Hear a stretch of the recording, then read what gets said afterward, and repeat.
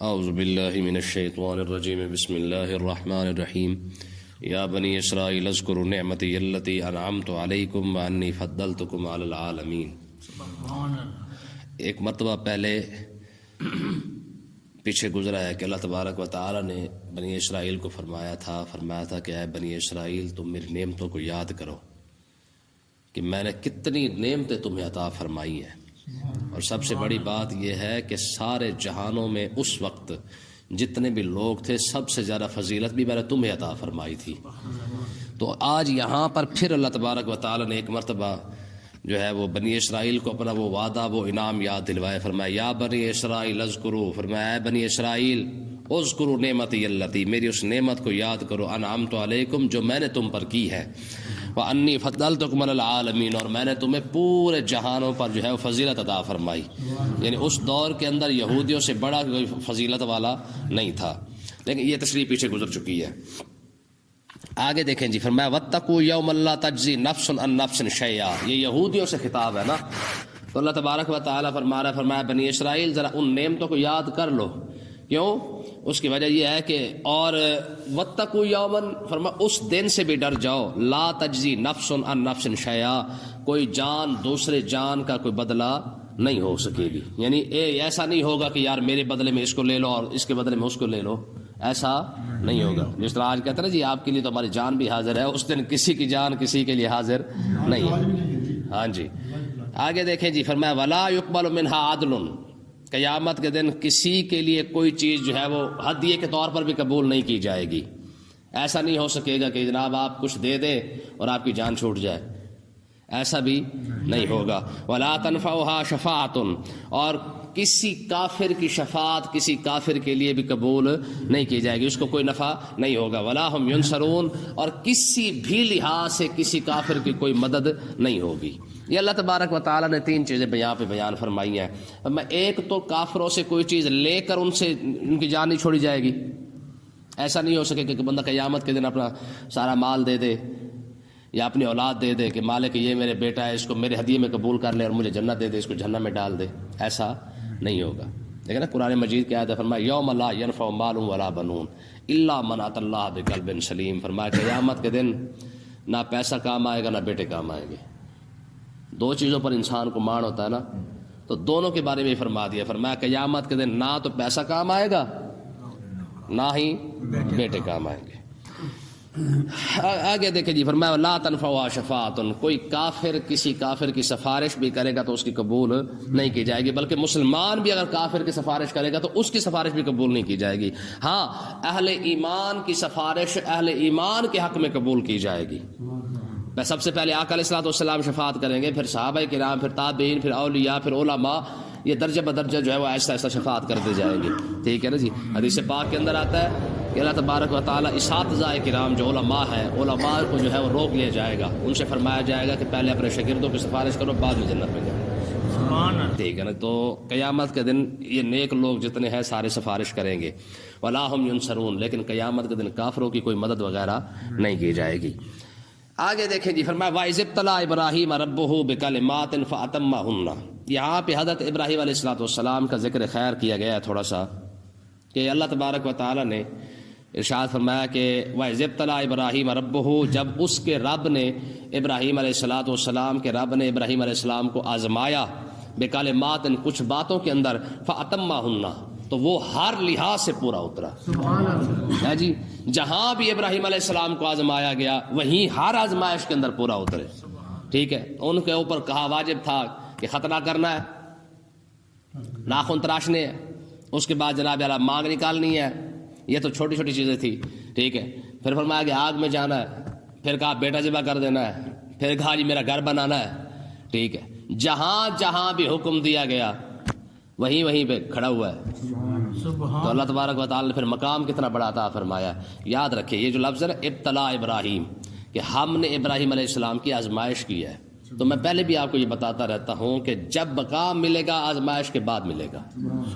یہودی ابراہیم علیہ السلام کو نبی مانتے ہیں، عیسائی مانتے ہیں، اور مسلمان تو مانتے ہی مانتے ہیں۔ حالانکہ یہودی اور عیسائی تو کسی کا نبی بھی نہیں مانتے، ایسی ہے نا، وہ ان کا نہیں مانتے، وہ ان کا نہیں مانتے، لیکن واحد ابراہیم علیہ الصلوۃ والسلام ہے جن کو رب نے یہ عزت عطا فرمائی ہے کہ سارے کے سارے ان کو مانتے ہیں، بلکہ انہی میں سے ہونے پر فخر کرتے ہیں۔ یہودی کہتے ہیں ابراہیم علیہ السلام ہمارے ہیں، ٹھیک ہے نا جی، ما کان ابراہیم یہودیا ولا نصرانیا ولکن کان حنیفا مسلما، ٹھیک ہے، نصرانی کہتے ہیں ہمارے ہیں، یہودی کہتے ہیں ہمارے ہیں، اور مسلمان کہتے ہیں وہ ہمارے ہیں۔ اور اس بات کی تصدیق اللہ تبارک و تعالیٰ نے ارشاد فرما دی، فرمایا ما کان ابراہیم یہودیا ولا نصرانیا، ابراہیم علیہ الصلوۃ والسلام نہ یہودی تھے نہ نصرانی تھے، ولکن کان حنیفا مسلما، وہ پکے ٹھکے مسلمان تھے، ٹھیک ہے جی۔ ہاں، تو اس کا مطلب یہ ہے کہ دیکھیں آزمائشیں کتنی بڑی بڑی آئی ہیں، انبیاء میں سے کوئی ایک بندہ بھی ایسا کوئی نہیں جس کو آزمائش سے نہ گزارا گیا، کوئی بندہ، یعنی یہ سوال ہی پیدا نہیں ہوتا کہ رب کسی کو مقام دے اور آزمائش کے بغیر دے دے، ایسا ہو سکتا نہیں ہے یار، خود سوچے یار، کوئی اس سے بڑی کوئی بات ہو سکتی ہے؟ حتیٰ کہ انبیاء پر الزام کتنے بڑے بڑے لگائے گئے، یوسف علیہ السلام پر کوئی چھوٹا موٹا الزام لگا تھا، ٹھیک ہے، یا حضرت داؤد علیہ السلام پر یہی الزام لگا ہے، ٹھیک ہے، یا یوسف علیہ السلام پر یہ الزام لگا، موسیٰ علیہ السلام پر یہ الزام لگا، داؤد علیہ السلام پر یہ الزام لگا، کتنے بڑے بڑے الزام ہیں، کوئی سوچ سکتا ہے؟ تو کوئی بھی شخص جو ہے وہ، میں آپ کو بتاتا رہتا ہوں کہ قیامت تک کے لیے رب کا اصول ہے، رب جب بھی کسی کو مقام دینا چاہے گا پہلے آزمائش کی بٹھی کے اندر ڈال دے گا، جب تک آزمائش میں ڈالے گا نہیں۔ اور آزمائش کیوں کرتا ہے؟ صرف اس لیے آزمائش کرتا ہے کہ تاکہ بندے کو جو ہے وہ اس کے اوپر کوئی پابندی لگا کے، جب وہ بندہ اس پابندی پر پورا اتر آتا ہے، پھر اللہ تبارک و تعالیٰ بطور جو کیا کہتے ہیں رول ماڈل ہے، بطور جو ہے وہ ایک آئیڈیل شخصیت کے، وہ اللہ تبارک و تعالیٰ لوگوں کے سامنے رکھتا ہے کہ یہ میرا بندہ جس طرح بن کے اس نے مجھے دکھایا ہے، تم بھی سارے ایسے بن کے دکھاؤ۔ سمجھ آئی کہ نہیں ہے؟ تو یہی وجہ ہے کہ اللہ تبارک و تعالیٰ اپنے خاص بندوں کو ہمیشہ آزماتا آیا ہے، ٹھیک ہے جی، ہمیشہ آزماتا آیا ہے۔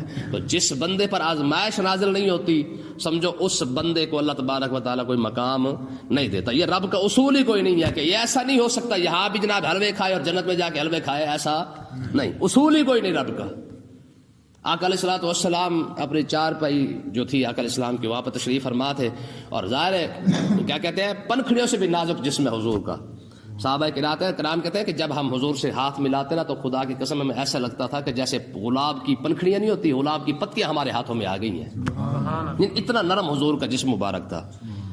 حضرت عمر کہتے ہیں کہ جب میں آقا علیہ الصلوۃ والسلام کی خدمت میں حاضر ہوا تو میں نے دیکھا کہ حضور کے جسم مبارک پر نا چارپائی کے نشان ہیں، اس کے کیا کہتے ہیں اس کو، بان کے، ٹھیک ہے۔ حضرت عمر رو پڑے، آپ نے فرمایا کیا ہوا عمر؟ عرض کی یا رسول اللہ، دنیا کے اندر کیسر اور کسرا کفار جو رب کو بھی نہیں مانتے، رب کے دین کو نہیں مانتے، ٹھیک ہے، وہ عیش اور عشرت کے اندر زندگی گزار رہے ہیں، اور آپ امام الانبیاء ہونے کے باوجود آپ کا حال یہ ہے۔ تو آقا علیہ الصلوۃ والسلام نے ارشاد فرمایا عمر تو اس بات پر خوش نہیں ہے، رب نے ان کو دنیا عطا فرما دی، ہمیں آخرت عطا فرما دی، ٹھیک۔ یہ حدیث ہے، فرمایا اگر ایک مچھر کے پر کے برابر بھی دنیا کی کوئی اوقات ہوتی تو رب کبھی بھی کسی کافر کو دنیا نہ دیتا۔ کس کی؟ مچھر کے پر دیتی۔ فرمایا اگر مچھر کے پر آج لوگ مرے جا رہے ہیں نا ان پر کہ وہ ترقی کر گئے، وہ ترقی کر گئے، وہ ترقی کر گئے، تو اللہ تبارک، یہ حدیث پاک ہے، فرمایا اگر مچھر کے پر جتنی اگر دنیا کی اوقات ہوتی تو رب کسی کافر کو دنیا نہ دیتا، ٹھیک ہے نا جی۔ تو اللہ تبارک و تعالیٰ نے ارشاد فرمایا ہم نے ابراہیم علیہ السلام کو آزمایا تو وہ پورے بھی اترے، تو پھر ہم نے کیا فرمایا؟ قال انی جاعلک للناس اماما، فرمایا کہ ہم نے تمہیں جاعلک میں نے تمہیں لوگوں کے لیے پیشوا بنا دیا ہے۔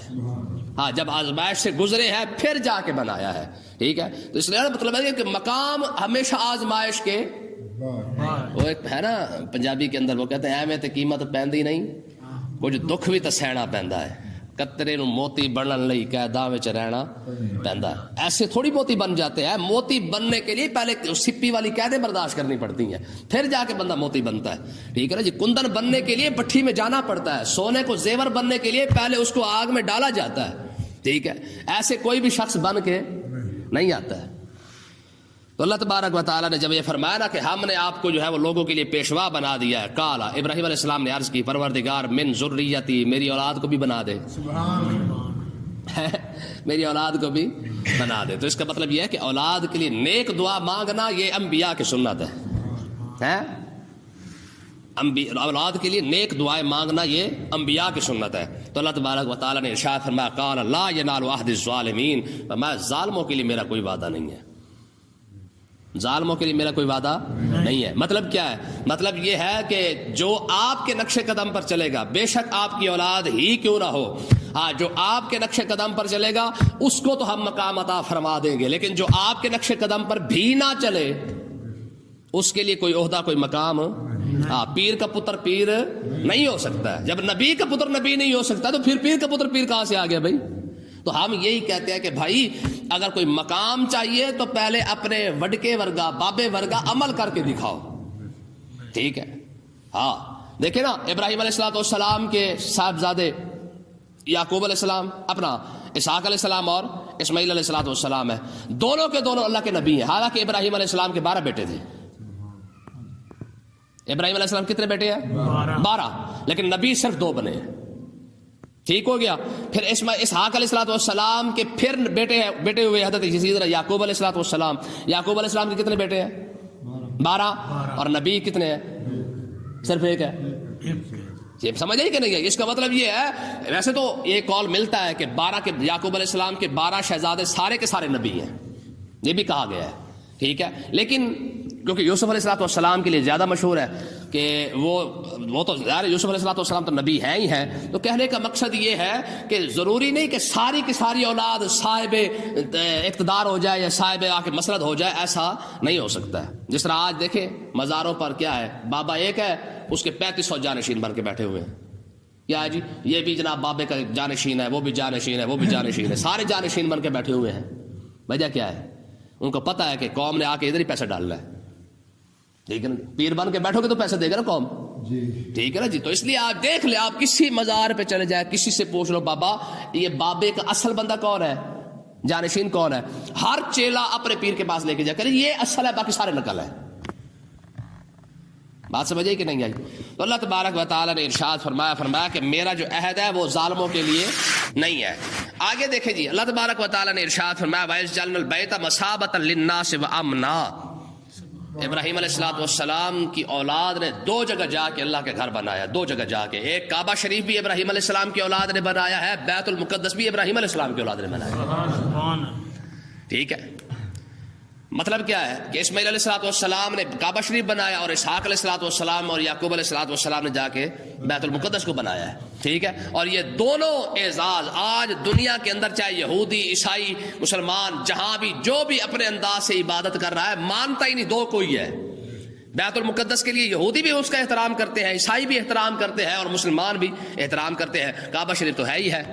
بات سمجھے کہ نہیں آئی؟ تو یہ بھی اعزاز اللہ تبارک و تعالیٰ نے ابراہیم علیہ السلام کو عطا فرمایا ہے کہ دونوں جو عبادت گاہیں ہیں مسلمانوں کی سب سے بڑی عبادت گاہیں ہیں یا اہل کتاب کی ہے، یہ دونوں حضرت ابراہیم علیہ السلام کی اولاد نے بنائی ہیں.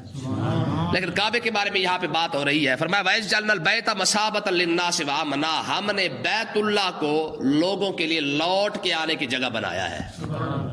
ایک بار جائیں گے پھر دل کرے گا پھر آ جائیں گے، پھر دل کرے گا پھر آ جائیں گے، پھر دل کرے گا پھر آ جائیں گے.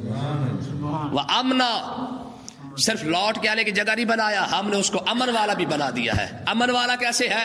جتنا مرضی بڑا چور سے چور ہو، ٹھگ سے ٹھگ ہو، حرم کے اندر چلا جائے پولیس نہیں پکڑتی ہے جی. اگر شکاری شکار کے پیچھے آپ بھاگتا بھاگتا اور شکار حرم کے اندر آ جائے، شکاری کبھی شکار نہیں کرے گا ہے جی.